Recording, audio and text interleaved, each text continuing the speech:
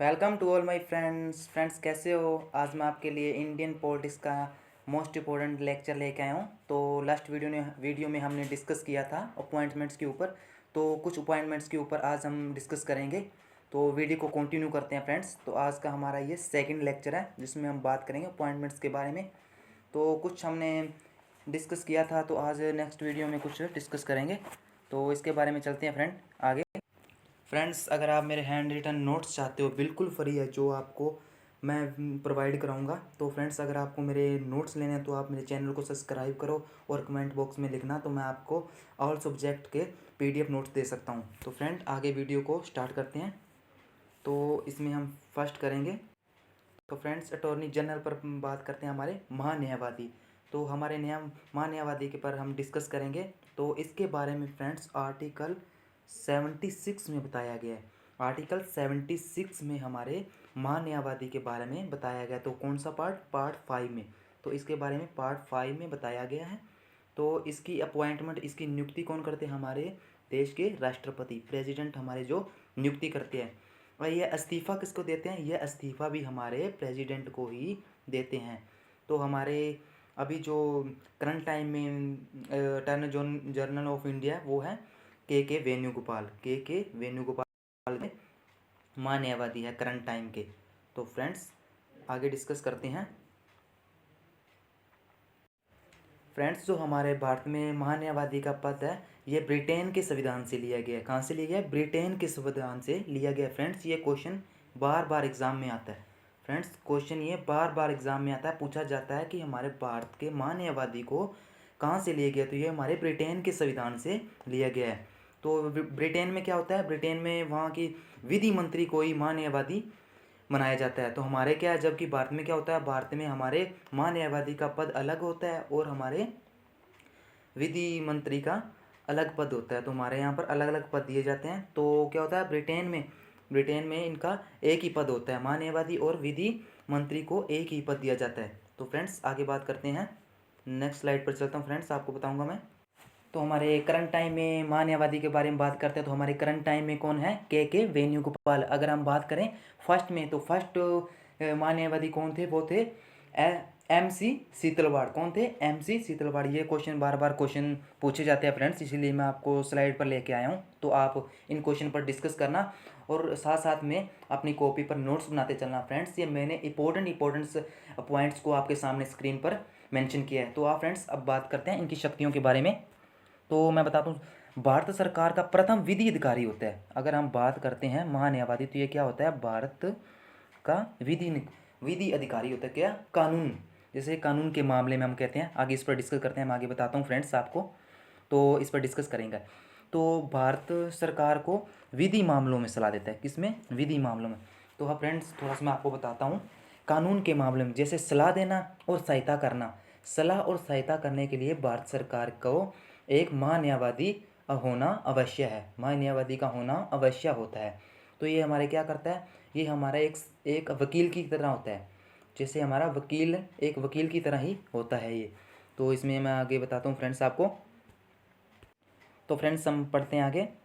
भारत सरकार के विधिक मामलों में सलाह देता है। तो सेकंड लाइन में लिखा है फ्रेंड्स, आप देख सकते हो, इसमें बताया गया। तो बात करते हैं, संसद की कार्रवाई में भाग ले सकता है, विचार व्यक्त कर सकता है, किंतु मतदान नहीं दे सकता। फ्रेंड्स, क्वेश्चन इंपॉर्टेंट है, थोड़ा सा आप फोकस करके देखना। बहुत ज़्यादा क्वेश्चन इंपॉर्टेंट है, उस पर मैं आपको टिक्स करता जाऊँगा। तो आप उन क्वेश्चन को फ्रेंड्स साथ साथ बुक्स में लिखते, कॉपी में लिखते चलना। तो अब बात करते हैं, क्योंकि वह संसद का सदस्य नहीं होता। फ्रेंड्स, क्वेश्चन पूछा जाता है कौन से आर्टिकल में यह बताया गया? तो यह आर्टिकल बताया गया है 88 में। 88 में आर्टिकल में बताया गया कि वह महान्यायवादी होता है जो मतदान नहीं दे सकता। इसके बारे में आर्टिकल 88 में बताया गया है। तो भारत की किसी भी अदालत में सुनवाई का अधिकार रखता है। क्या? सुनवाई करने का अधिकार इसे होता है। तो फ्रेंड्स, आगे बात करते हैं हम। तो मैंने फ्रेंड्स अभी बताया था first AGI attorney general of India. तो वो कौन थे? MC शीतलवाड़, जो फर्स्ट थे। तो फ्रेंड्स, अभी करंट टाइम में मैंने आपको बताया ही था। करंट टाइम में हमारे कौन है? के वेणुगोपाल। तो ये इनका कौन सी टर्म है? तो ये 15 टर्म के है। तो अब फ्रेंड्स बात करते हैं इनकी योग्यताओं के ऊपर, हम थोड़ा सा डिस्कस करते हैं फ्रेंड्स। तो क्या होता है, उच्चतम न्यायालय के न्यायाधीश बनने के योग्यता, योग्य होने चाहिए। क्या होने चाहिए, उच्चतम न्यायालय के न्यायाधीश बनने के योग्य होने चाहिए। वह भारत का नागरिक हो। हाई कोर्ट में न्यायाधीश 5 साल का अनुभव होना चाहिए फ्रेंड्स, 5 साल का अनुभव होना चाहिए। तो अगर वह एडवोकेट है हाई कोर्ट में, अगर वह वकील है, तो उनके पास 10 साल का अनुभव होना चाहिए। कितने साल का फ्रेंड्स, 10 ईयर का, और उनके पास एक्सपीरियंस होना चाहिए। अगर हम बात करें कि महान्यायवादी का कार्यकाल कितना हो, तो फ्रेंड ये नॉट फिक्स, ये फिक्स नहीं होता, नॉट फिक्स। इसके ऊपर फ्रेंड्स इनका कोई फिक्स नहीं होता, ये हमारे राष्ट्रपति ही तय करते हैं। तो फ्रेंड्स आगे चलते हैं।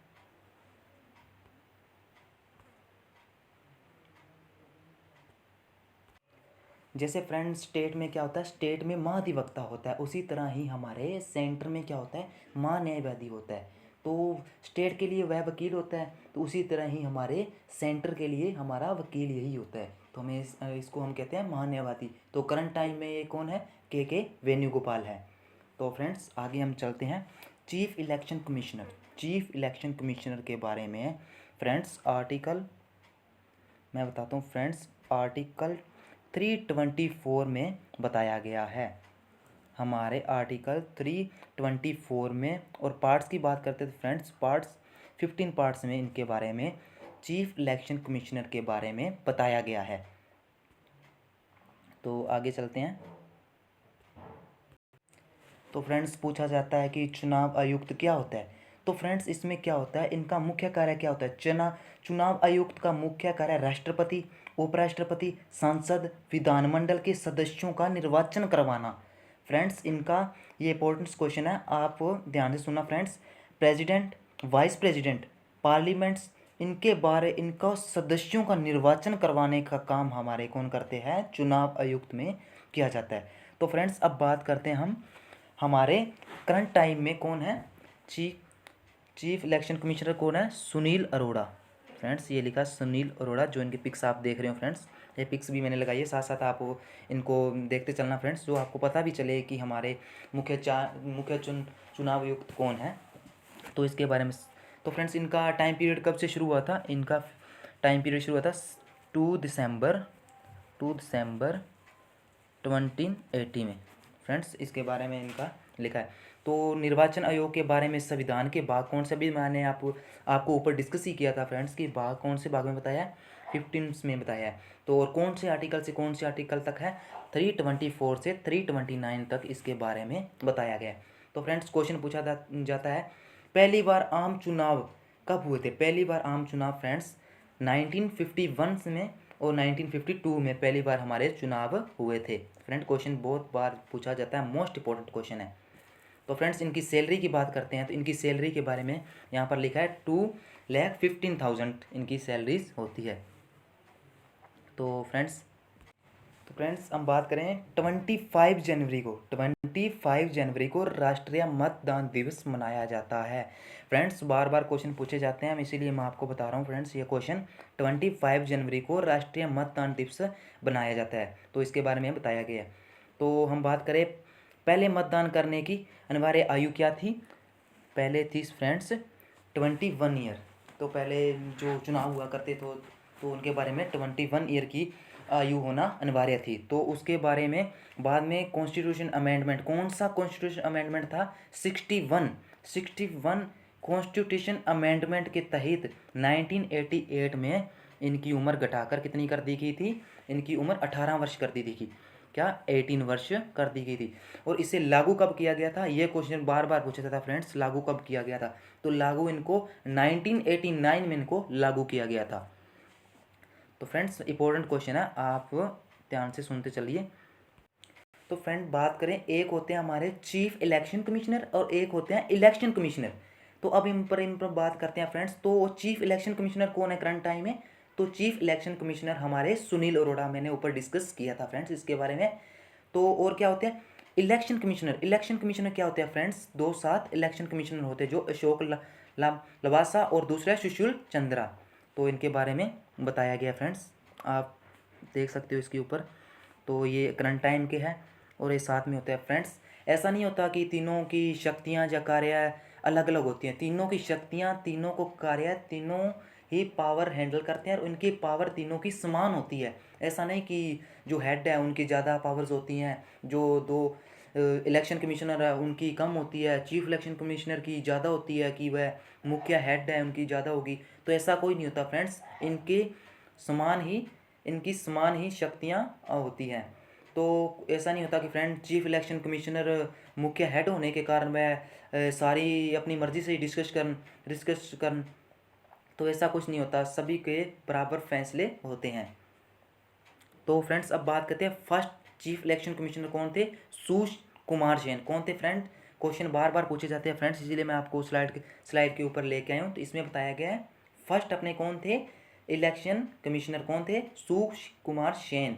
अगर इनकी सैलरी की बात करते हैं फ्रेंड्स, इनकी सैलरी मैं अभी बताया हूँ 2,50,000 पर मंथ होती है। अगर फ्रेंड्स मैं आपको क्वेश्चन पूछना चाहता हूँ, इस क्वेश्चन को आप कमेंट बॉक्स में ज़रूर लिखना फ्रेंड्स। इसमें बताया गया कि first women chief election commissioner कौन थे?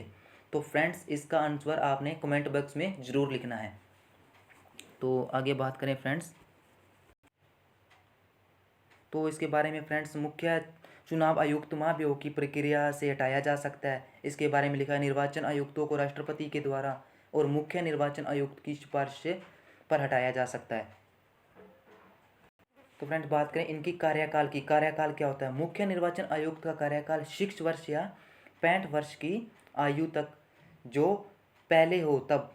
और बात करें अन्य निर्वाचन आयुक्त का कार्यकाल 6 वर्ष या फिर 62 वर्ष की आयु जो पहले हो तब तक होगा। तो इसके बारे में फ्रेंड्स आप देख सकते हो, इनके कार्यकाल के बारे में बताया गया है। तो आप ध्यान से देख लेना फ्रेंड्स, कार्यकाल के 65 ईयर्स भी होता है और 62 ईयर्स भी होता है। किसके लिए 62 है, किसके लिए 65 है, मैंने यहाँ पर लिखा है। तो फ्रेंड्स इसे आप ध्यान से करते जाना।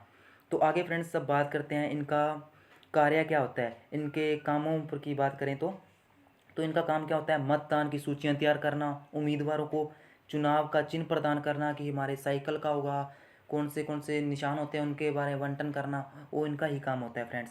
तो फ्रेंड्स अब मैं आपको एक क्वेश्चन पूछना चाहता हूँ, जैसे कि बात करें संसद और विधान मंडल के सदस्यों के चुनाव संबंधी। क्वेश्चन ध्यान से सुना फ्रेंड्स, संसद और राज्य विधान मंडल के सदस्यों के चुनाव संबंधी विवादों का निपटारा करने की शक्ति निर्वाचन आयोग के पास ना होकर किसके पास होती है? फ्रेंड्स बताओ किसके पास होती है? उच्च न्यायालय के पास होती है। क्वेश्चन बार बार पूछा जाता है, बार बार पूछा गया क्वेश्चन है फ्रेंड्स, किसके पास होती है? उच्च न्यायालय के पास होती है। तो फ्रेंड्स ये क्वेश्चन बार बार पूछा जाता है, इसीलिए मैं आपके साथ डिस्कस कर रहा हूँ फ्रेंड्स। इन क्वेश्चन को आप ध्यान से देखना और साथ साथ में अपने नोट्स बनाते चलना फ्रेंड्स।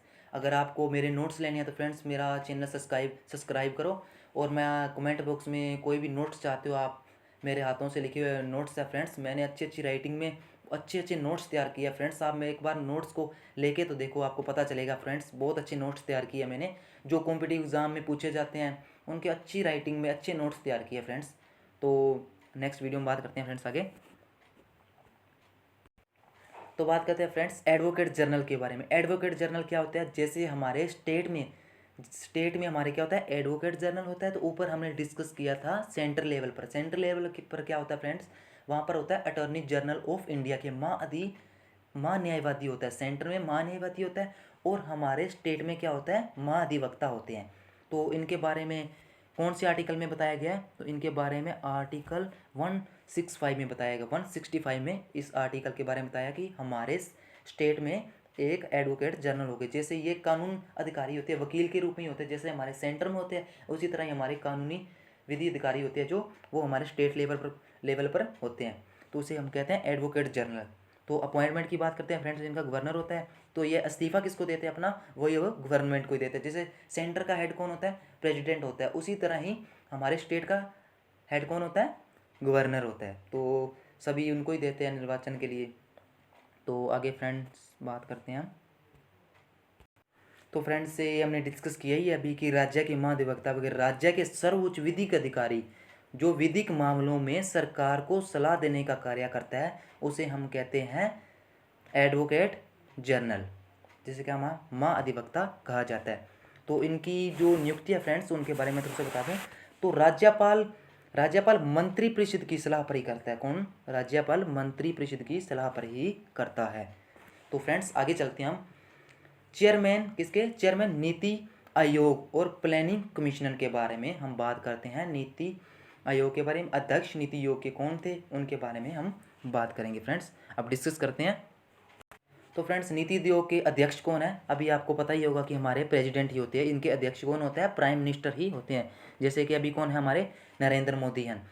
तो अपॉइंटमेंट की बात करें तो अपॉइंटमेंट इनकी नियुक्ति कौन करता है? हमारे देश के प्रेसिडेंट इनकी नियुक्ति करते हैं। अगर ये इस्तीफा किसको देते हैं? प्रेसिडेंट को ही अपना इस्तीफा देते हैं।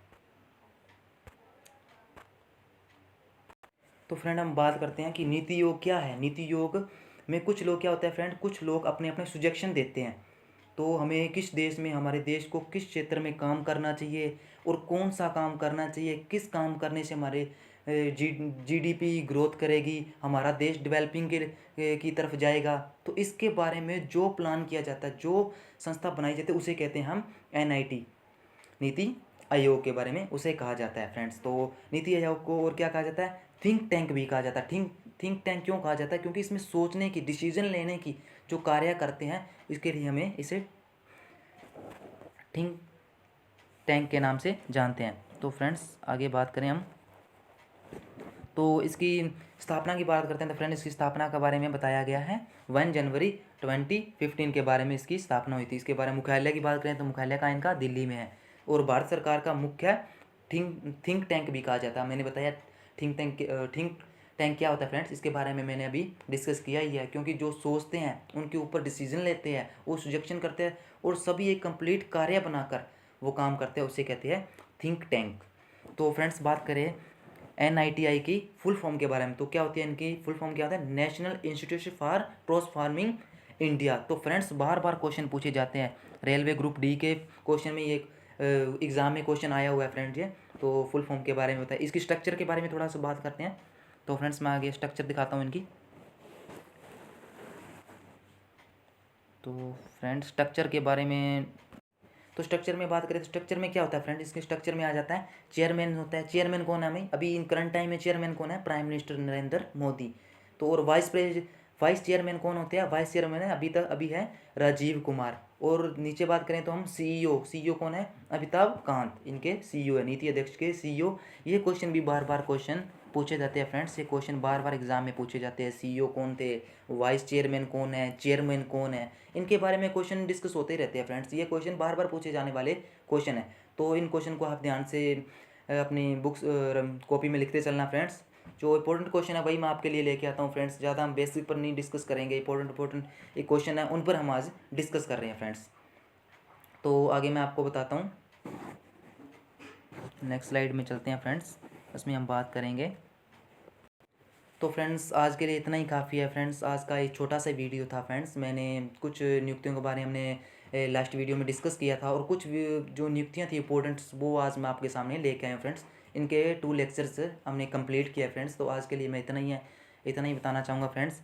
अगर आपको मेरी वीडियो अच्छी लगे तो फ्रेंड्स आप कमेंट बॉक्स में ज़रूर लिखना और मुझे बताना। मेरा चैनल को लाइक एंड सब्सक्राइब ज़रूर करना फ्रेंड्स अगर आपको अच्छा लगे तो। और फ्रेंड्स कोई भी नोट्स चाहते हो आप, PDF नोट्स जो फुल क्लियर राइटिंग में लिखे हुए फ्रेंड्स, हाथों से बनाए नोट्स, अगर आप मेरे नोट्स की क्वालिटी देखोगे फ्रेंड्स तो आपको अपने आप ही पता चल जाएगा किस लेवल के नोट्स बनाए गए। जो पॉलिटिक्स से नोट्स है फ्रेंड वो लक्ष्मीकांत की बुक से मैं तैयार करता हूँ फ्रेंड्स। और अच्छे अच्छे नोट्स बनाए हैं फ्रेंड्स। नोट्स लेने के लिए आप मेरे चैनल को सब्सक्राइब कर सकते हो और कमेंट बॉक्स में ज़रूर लिखना फ्रेंड्स अगर आप कोई भी नोट्स चाहते हो तो फ्रेंड्स। हर हैंड रिटन वाले नोट्स आपको चाहिए तो मुझे फॉलो करना। थैंक यू दोस्तों, आज के लिए इतना ही। बाय दोस्तों।